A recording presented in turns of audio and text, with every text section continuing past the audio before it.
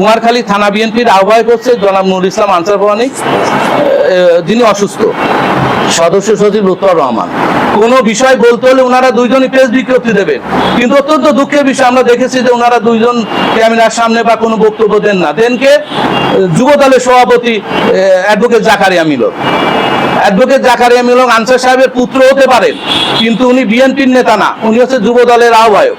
উনি যুব দল বিষয়ে বা অন্য অঙ্গ সংগঠন সম্বন্ধে বলতে পারেন, উনি বিএনপি সম্বন্ধে বা বিএনপির জেলার নেতৃবৃন্দ বা কেন্দ্র নেতৃবৃন্দ বা থানা নেতৃবৃন্দ সম্বন্ধে বলার আইনগত কোনো অধিকার নাই, বা এটা সভ্যও হয় না।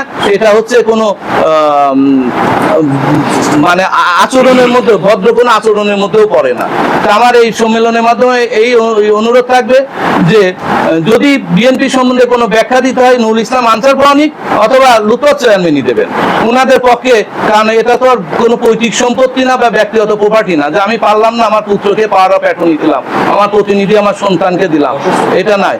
এখানে যদি আমি কাজ চালাতে না পারি আমাকে সরে যেতে হবে, পরবর্তীতে যে থাকবে সেই সেটার দায়িত্ব পালন করবে। এটাই হচ্ছে সংগঠন। সংগঠনে কোনো প্রতিনিধি দেওয়ার সুযোগ নাই, আমার পক্ষে আমার পুত্র বলার কোনো সুযোগ নাই। তাই আমি আবারও আহ্বান জানাবো, গণতান্ত্রিক পদ্ধতিতে রুট লেভেল থেকে কুমারখালী থানা বিএনপি ত্যাগী নেতৃবৃন্দকে দিয়ে কমিটি করা হোক জেলা বিএনপির কাছে, এটাই আমার আবেদন।